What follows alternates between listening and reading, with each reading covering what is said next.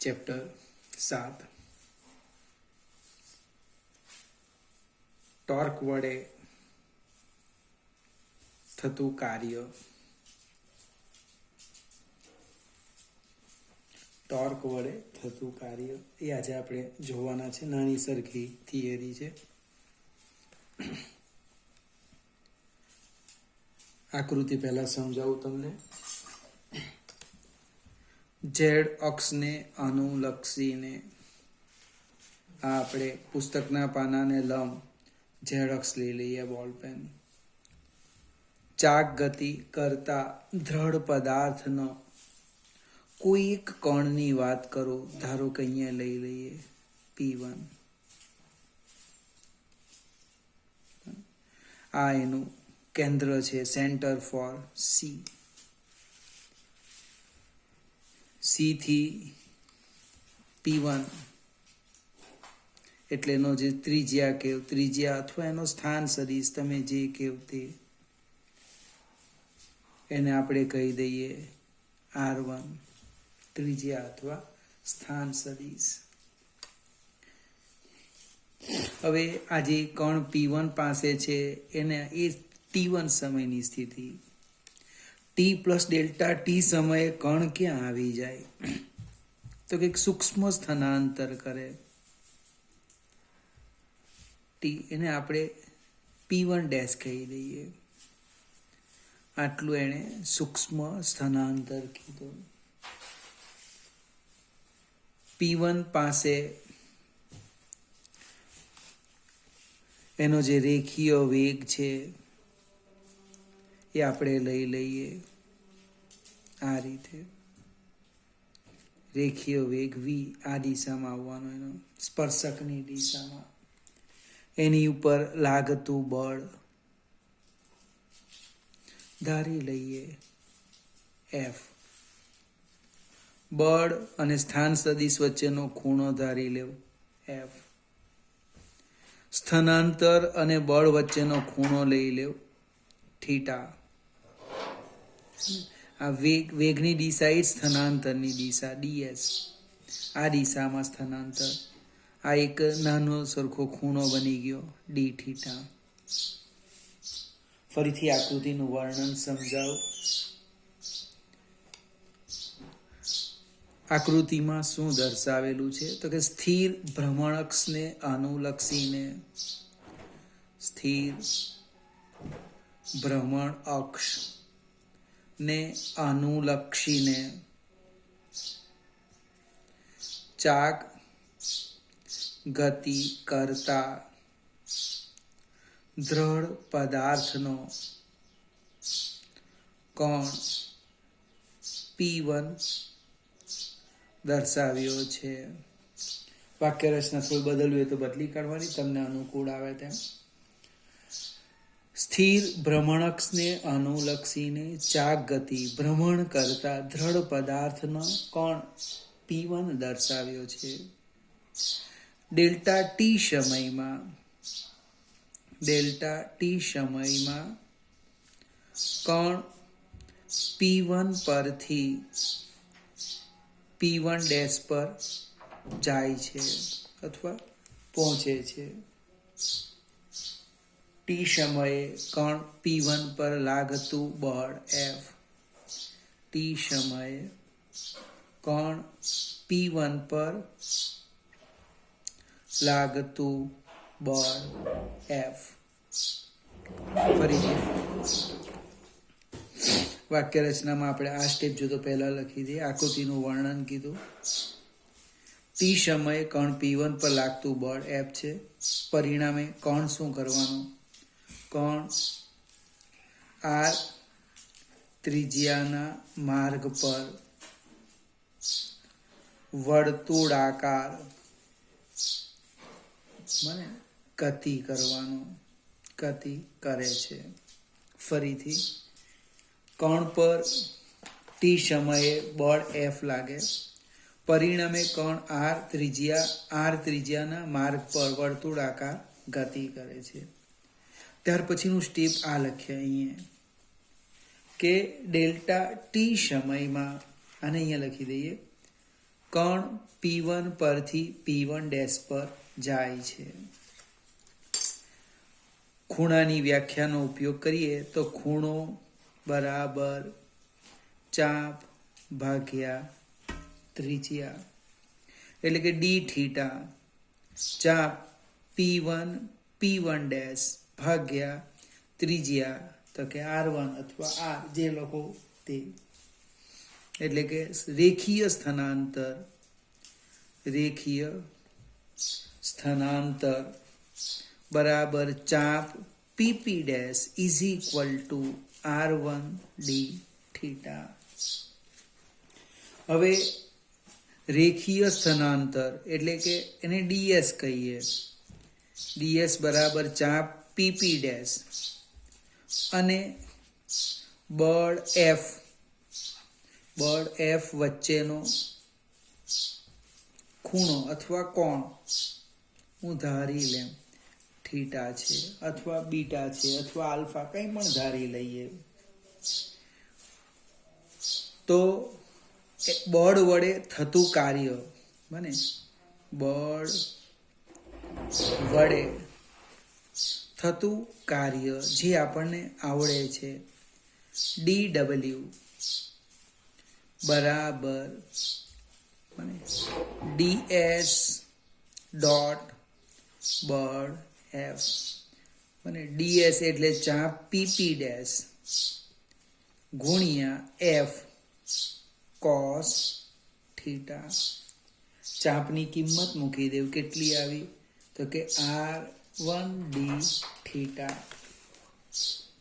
ચાપ PP dash મૂકી દે મને, એટલે કાર્ય dw બરાબર R1 D theta F cos theta. અને આમ પણ લખાય જો R1 F cos theta into d theta. હવે આકૃતિની વાત કરો તો આ સ્થાન સદિશ છે અથવા આ ત્રિજ્યા છે, અને આ જે સ્થાનાંતર છે એ સ્પર્શક છે. સ્પર્શક, ત્રિજ્યા અને સ્પર્શક હંમેશા પરસ્પર લંબ આવે. બળ અને સ્થાન સદિશ વચ્ચેનો ખૂણો આપણે આલ્ફા લઈએ તો alpha plus theta is equal to π/2 થશે. કેમ તો કે આ ત્રિજ્યા છે. આમ આ રીતના વિચારીએ. આ જો 90 હોય તો આ પણ કેટલો થવાનો? 90 થવાનો. એટલે આપણે એક સ્ટેપ આગળ લખીએ કે સ્થાન સદિશ, જો સ્થાન સદિશ R1 અને બળ F વચ્ચેનો કોણ કેટલો લઈ લઈએ? થીટા, સોરી આલ્ફા ધારી લીધું તો તરત જ લખાય torque toe is equal two R1 cross F, અથવા લખાય R1 F sine alpha. R અને બળ F વચ્ચેનો કોણ આલ્ફા છે તો ટોર્ક લખ્યું 2 is equal two R1 cross F, એટલે R1 F સાઇન આલ્ફા. મૂલ્ય લખ્યું, મૂલ્ય આપણે. હવે સમીકરણ 1 જો, એને તમે આમ લખી શકો છો, theta plus alpha is equal to π/2. It means theta બરાબર π/2 માઇનસ આલ્ફા. કિંમત મૂકીએ એટલે જો dw બરાબર R1 F cos π/2 minus alpha into d theta. cos π/2 minus alpha પહેલું ચરણ, પહેલામાં બધા જ વિધેય પ્લસ ને π/2 એ વિધેય બદલાય, cos નું સાઇન થાય, એટલે R1 F sine alpha into d theta. સમીકરણ 2 જો R1 F સાઇન આલ્ફા એટલે ટોર્ક થાય. સમીકરણ 2 ની કિંમત મૂકતા, સમીકરણ 2 ની કિંમત મૂકતા શું થવાનું? dw બરાબર તો ડી થીટા. વિદ્યાર્થી મિત્રો બરાબર શાંતિથી સમજવા પ્રયત્ન કરો. એટલે આ તો થિયરી છે, પણ સૂત્ર ભૂલી જાય તો પણ આવડે. કાર્યો આપણે આમ લખીએ, W બરાબર FD. ચાક ગતિમાં એફની જગ્યાએ ટોર્ક આવે. રેખીય ગતિમાં જે ભાગ બળ ભજવે તેવો ચાક ગતિમાં કોણ ભજવે? ટોર્ક એટલે ટો. રેખીય સ્થાનાંતર, કોણીય સ્થાનાંતર તો ડી થીટા. ફરીથી એકવાર ઝડપથી સમજાવી દે આકૃતિ પરથી. જો સ્થિર અક્ષ એટલે આપણે આ ઝેડ અક્ષ લઈ લઈએ ને અનુલક્ષીને ચાક ગતિ કરતા દ્રઢ પદાર્થનો ટી સમયે કોઈ કણનું સ્થાન બતાવ્યું P1. એ કણ પર કેટલું બળ લાગે? F. એ બળને કારણે કણ P1 પરથી P1 ડેશ પર જાય. કણ P1 નો બને વર્તુળ ગતિમાર્ગ જે બને છે એની ત્રિજ્યા આપણે લીધી R1 લીધી. હવે કણ P1 પરથી P1 ડેશ પર થયું એટલે એને સ્થાનાંતર કીધું. કોણીય સ્થાનાંતર લખી દીધું ડી થીટા. તો ખૂણો બરાબર ચાપ ભાગ્યા ત્રિજ્યા, એટલે આ સ્ટેપ આવી ગયું. એના પરથી આપણને રેખીય સ્થાનાંતર મળ્યું. હવે બળ અને રેખીય સ્થાનાંતર વચ્ચેનો ખૂણો અમે ધારી લીધો થીટા. તો કાર્ય થવાનું ને dw બરાબર બળ ગુણ્યા સ્થાનાંતર ds ડોટ f અથવા f ડોટ ds જે લખે તે. એટલે ds ની કિંમત મૂકી બને ચાપ ગુણ્યા f cos થીટા. ચાપ એટલે r1 d theta cos theta સાદું રૂપ આપ્યું. હવે આ જે કણ છે એનો સ્થાન સદિશ હું R1 લઈ લેમ, બળ F લઈ લેમ. સ્થાન સદિશ અને બળ વચ્ચેનો ખૂણો આપણે આલ્ફા લઈ લઈએ. તો કણ પર લાગતું ટોર્ક ટો બરાબર R1 ક્રોસ F અથવા લખાય R1 F sin આલ્ફા, જે આલ્ફા એ સ્થાન સદિશ અને બળ વચ્ચેનો ખૂણો. સમીકરણ 2. ત્યાર પછી આ જે સ્થાનાંતર છે એ હંમેશા ત્રિજ્યાને લંબ આવવાનું સ્પર્શકની દિશામાં. એટલે theta plus alpha equal to π/2 એનો ઉપયોગ કર્યો. એટલે થીટા આવી ગયા. એ થીટાની કિંમત અહીંયા મૂકી, વિધેય બદલાઈ ગયું. આ તો ટોર્ક છે ટો ડી થીટા. આ જ પ્રમાણે દરેક ખંડો વડે થતું કાર્ય શોધીએ આપણે, અને એનો સરવાળો કરવામાં આવે તો આપણને શું મળે? કુલ કાર્ય મળે. સેજ આગળ જઈએ. સેમ નાનો સરખો પ્રશ્ન છે, પૂછી શકાય. ટોર્ક અને જડત્વની ચાક માત્રા વચ્ચેનો સંબંધ. ટોર્ક અને જડત્વની ચાક માત્રા વચ્ચેનો સંબંધ. એમ તો આપણે ડાયરેક્ટ પણ લખી શકીએ, પણ એ સાબિતી આપેલી છે. દ્રઢ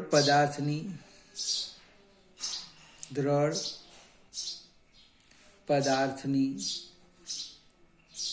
ચાક ગતિ ઊર્જા K બરાબર 1/2 I ઓમેગા સ્ક્વેર. એક સ્ટેપ આગળ વધીએ અને પાવર લખું. પાવર P બરાબર ઊર્જામાં થતા ફેરફારનો દર, સમય દર. ઊર્જામાં થતા ફેરફારનો દર એટલે કે P બરાબર dk/dt. k ની કિંમત મૂકી દઈએ 1/2 I omega square. Power P બરાબર d/dt 1/2 I ઓમેગા સ્ક્વેર. એમાં I/2 અચળ છે એટલે બહાર કાઢી લઈએ. d/dt omega square. વિકલનના તમે સ્પેશિયાલિસ્ટ બને એટલે કેટલું થયું ઓમેગા સ્ક્વેરનું? ટ્વાઇસ ઓમેગા અને પાછું એનું થાય ડી ઓમેગા બાય ડીટી. કોઈકને વિચાર આવે કે એક્સ રેઝ ટુ એનનું એનએક્સ જ લખાવેલું હતું, એનએક્સ n-1, પણ એક્સની સાપેક્ષે વિકલન કરે તો એ પદ નહીં આવે. જો ઓમેગા લખેલું હતું તો આટલું જ આવતે, ટ્વાઇસ ઓમેગા. પણ અહીંયા ચલ બદલાતો છે એટલે તમે વિકલન કોનું કર્યું? પહેલાં ઓમેગા સ્ક્વેરનું કર્યું, ટ્વાઇસ ઓમેગા, અને પછી ઓમેગા કરવાનું, ડી ઓમેગા બાય ડીટી. લગભગ 2 ને 2 નીકળી જાય એટલે પાવર પી બરાબર I omega D omega by DT. D omega by DT બને કોણીય વેગનું સમયની સાપેક્ષે વિકલન પ્રવેગ એટલે આલ્ફા થશે. પી બરાબર આઈ ઓમેગા આલ્ફા. સમીકરણ 1. આપણો પ્રશ્ન છે ટોર્ક અને જડત્વની ચાક માત્રા વચ્ચેનો સંબંધ. તો પરંતુ પાવર કેવી રીતે લખાય? તો કે પાવર પી બરાબર એફ વી ટો ઓમેગા. પાવર પી બરાબર એફ વી, એફ એટલે ટોર્ક ને વી એટલે ઓમેગા. સમીકરણ 1 અને 2 પરથી જો સમીકરણ 1 અને 2 પરથી લખાય ને તો omega is equal to I omega alpha. જો ઓમેગા ઓમેગા નીકળી ગયું તો is equal to I alpha. તો is equal to I alpha. અને ચાક ગતિ માટે ન્યૂટનના ગતિનો બીજો નિયમ. અને એમ પણ યાદ રાખવાનું છે એફ બરાબર એમ એ એટલે ટો બરાબર આર આલ્ફા. રેખીય ગતિમાં જે ભાગ દળ ભજવે તેવો જ અહીંયા કોણ ભજવે? જડત્વની ચાક માત્રા. મિત્રો આજે ખૂબ અગત્યની 2 થિયરી જોઈ. એક કાર્ય ટોર્ક વડે થતું કાર્ય અને બીજું ટોર્ક અને ઝડપની ચાક માત્રા વચ્ચેનો સંબંધ. હવે આ જે સંબંધ છે એ સમગ્ર પદાર્થ માટે લાગુ પડે. Tau is equal to I alpha. આલ્ફાની દિશા એ ટોર્કની દિશા. આલ્ફાની દિશા કઈ? તો કે ભ્રમણ અક્ષને સમાંતર. ધીમેથી સમજીએ. આલ્ફાની દિશા અક્ષને સમાંતર. એનો અર્થ ટોર્કની દિશા પણ કઈ આવવાની? અક્ષને સમાંતર. એટલે ચાક ગતિ કરવા માટે ટોર્કના જો ઘટક પાડીએ તો ચાક ગતિ કોને કારણે થાય?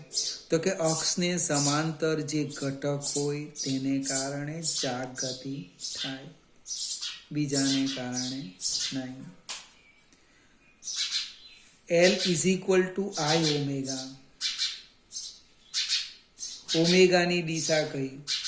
તો કે ભ્રમણ અક્ષને સમાંતર. તો કોણીય વેગમાનની દિશા કઈ? ભ્રમણ અક્ષને સમાંતર. તમે ચેક તો કરો. કોણીય વેગની દિશા ભ્રમણ અક્ષને સમાંતર 1. કોણીય પ્રવેગની દિશા ભ્રમણ અક્ષને સમાંતર. કોણીય વેગમાનની દિશા ભ્રમણ અક્ષને સમાંતર. ટોર્કની દિશા ચાક ગતિ માટે જવાબદાર ઘટક ભ્રમણ અક્ષને સમાંતર. ફરીથી એક ખૂબ અગત્યનું સ્ટેપ આવી ગયું. ફરીથી કદાચ ચોપડીમાં છે કોણીય વેગમાન સંરક્ષણનો નિયમ, અને એ મેં આગળ શીખવેલો છે. Tau is equal to dL by dt પરથી લખી દેવાનો. હું આ સમજાવતો નથી. Tau is equal to dL by dt. Tau equal to 0. તો dL by dt equal to 0. It means L is equal to અચળ. લગભગ આગળ આવી ગયો છે. દ્રઢ પદાર્થ પર લાગતું પરિણામી બાહ્ય ટોર્ક 0 હોય તો દ્રઢ પદાર્થનું કોણીય વેગમાન અચળ રહે છે. અને લખી દઈએ જુદી વખત. દ્રઢ પદાર્થ પર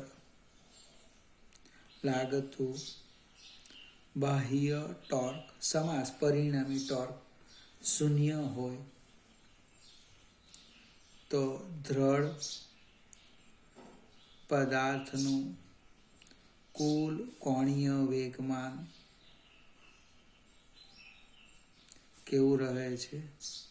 અચળ રહે છે. કુલ કોણીય વેગમાન અચળ રહે છે. અને શું કહેવાય? કોણીય વેગમાન સંરક્ષણનો નિયમ.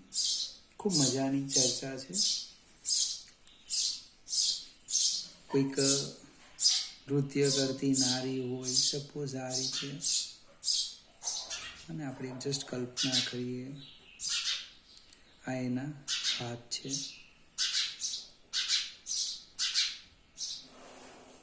કામ છે.